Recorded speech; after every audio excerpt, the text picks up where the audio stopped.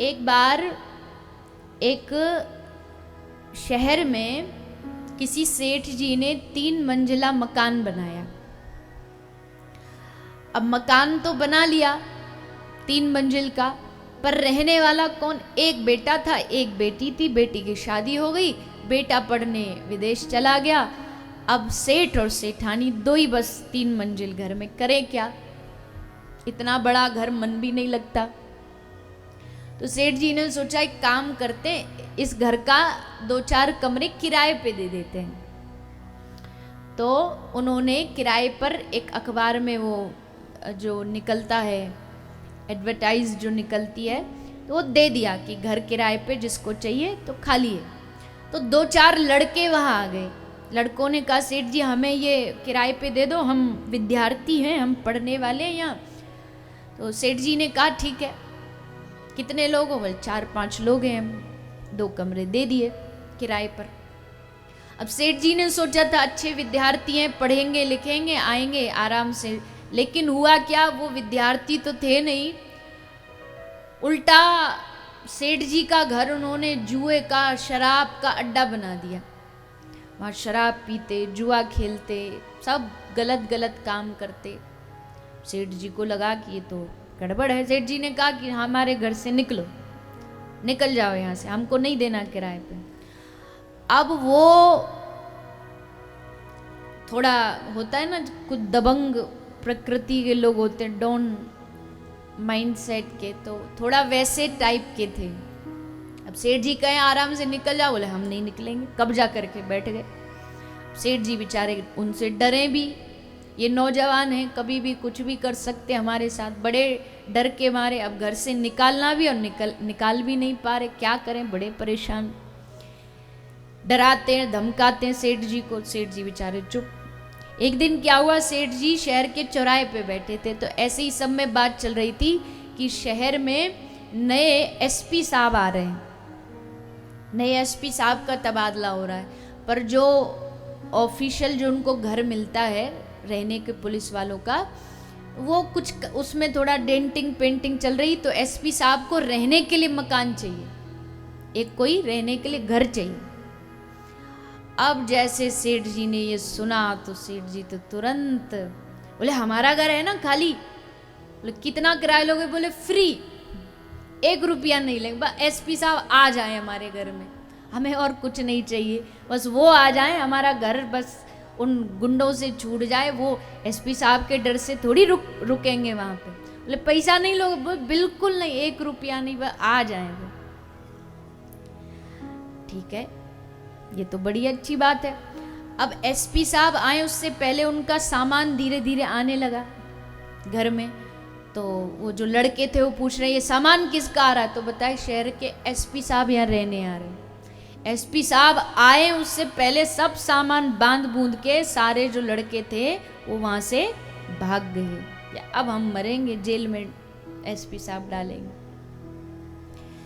तो ये कहानी क्या है? अब इस कहानी का मतलब समझो। मकान क्या है? ये मनुष्य रूपी जो शरीर है हमारा, ये मकान है, ये हमारा घर है। ये घर किस लिए बनाया था? कि इसमें भगवान आके रहे, अच्छाइयाँ आके रहे। लेकिन हुआ क्या? हृदय भुवन प्रभु तोरा, जहां आए बसे बहु चोरा। ये हृदय, ये मेरा जो मकान था, ये आपका घर था, पर हुआ क्या, इसमें बड़े सारे चोर आके रहने लगे। कौन से चोर? काम, क्रोध, लोभ, मोह, लालच, गुस्सा, ये सारे जो अवगुण हैं, इन्होंने अपना घर हमारे हृदय में बना लिया। ये हृदय बना इसलिए था कि इसमें भगवान आके रहेंगे, पर इसमें कब्जा कर लिया इन बुराइयों ने। अब जब इन बुराइयों ने कब्जा कर लिया, तो जैसे एसपी साहब के आने से वो सारे जो चोर हैं, दबंग हैं, वो सब घर छोड़ छोड़ के भाग जाते हैं, वैसे ही भागवत कथा जब हम श्रवण करते हैं, तो भागवत सुनने से क्या होता है? भागवत सुनने से भक्ति हमारे हृदय में आती है। और जैसे इन चोरों को पता चलता है कि भक्ति आने वाली है, भक्ति आ रही है, अब ये कथा में बैठ गया है, अब भक्ति इसके हृदय में पहुंचने वाली है, तो भक्ति देवी को आता देख डर के मारे ये सारे जो बुराइयां हैं ये हमारा हृदय छोड़ के भाग जाते हैं। अब यहाँ रहना ठीक नहीं है, अब यहाँ भक्ति आने वाली है, अब ये जगह छोड़ के हमें जाना चाहिए। अच्छी लगी ना बात? तो इसका मतलब क्या है कि ये हृदय किसका घर है, किसको विराजमान करना है यहाँ? भगवान को तो करना, पर भगवान बाद में आएंगे। जैसे सामान पहले आया, एसपी साहब बाद में आते हैं, तो पहले भगवान बाद में आएंगे, उनसे पहले उनकी जो रानी है यानी भक्ति देवी है वो पहले आएगी। तो भागवत सुनने से हमारे हृदय में भक्ति का निवास होता है, और भक्ति का निवास होगा, फिर धीरे धीरे भक्ति के पीछे पीछे भगवान भी आ जाएंगे। भक्तन पाछे यूं फिरे जो बछड़ा संग गाय। जैसे एक गाय को कहीं आपको ले जाओ ना दूसरी जगह, तो कैसे लेके जाओगे? हटीली गाय है, जा नहीं रही, तो क्या करते हैं बोले उसका जो बछड़ा बछिया है उसको आगे आगे ले जाते हैं। तो बछिया आगे आगे जाएगी, उसको देख देख के गाय अपने आप पीछे पीछे चलने लगेगी। ठीक वैसी भक्ति जहां जाएंगी, भगवान भी उसके पीछे पीछे चलेंगे। तो इस 7 दिन की पूरी कथा का उद्देश्य और सार कोई आपसे पूछ ले कि इस 7 दिन में आपने क्या सुना और आपको क्या समझ में आया, तो एक ही चीज मन में ठानिए, बिठाइए कि इस पूरी कथा का उद्देश्य है भक्ति करो, भजन करो, भगवान का नाम जपो। भजन क्या है? भजन का मतलब यही तो है, सेवा करो, भगवान की आराधना करो, कीर्तन करो, नाम करो, माला करो, इससे भक्ति हमारे हृदय में आएगी। और फिर ये जो और सारी बुराइयां हैं, ये सब अपना जो जमघट बना के बैठी है धीरे धीरे निकल जाएंगी। अभी हमारा हृदय बुराइयों का घर है, अभी हमारे हृदय में क्रोध है, अभी हमारे हृदय में काम है, लालच है, लोभ इतना है कि एक पैसा भी जेब से कोई निकालने को कह दे तो हमारा प्राण निकल जाए।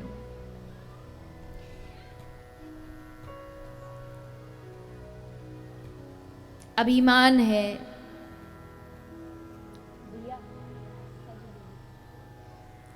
अभिमान है, अपनी है कुछ भी नहीं, हमारे पास है कुछ भी नहीं। अगर दुनियादारी के हिसाब से देखो तो हमारे पास ना तो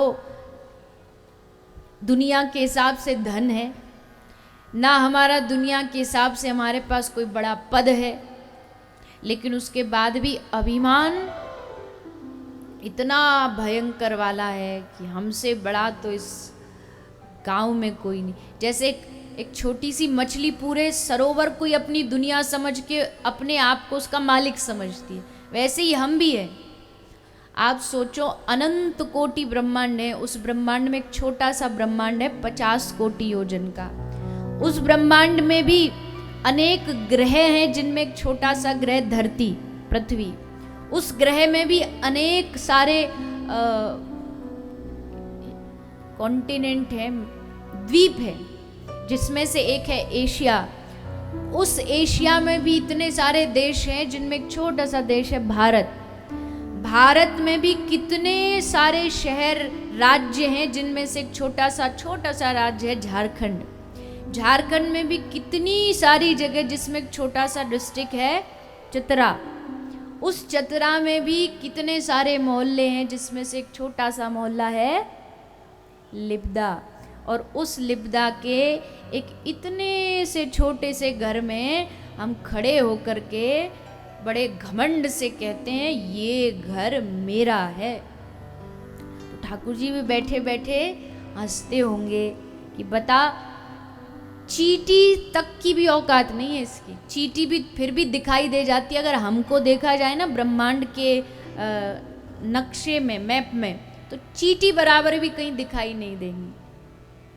तिनके के 1000वें हिस्से किए जाएं तो भी दिखाई नहीं देंगे। लेकिन अभिमान इतना कि हम बड़े धनवान हैं, हम बड़े गुणवान हैं, हम बड़े भक्ति वाले हैं, बाकी सब ऐसे ही हैं, हम ही को तो भक्ति आती है करनी। किसी को तन का, किसी को धन का अभिमान, लेकिन महापुरुष चेतावनी देते हैं कि भैया अभिमान किसी का आज तक नहीं टिका, जिसने अभिमान किया उसका नाश हुआ, क्योंकि जाना तो एक दिन सभी को है,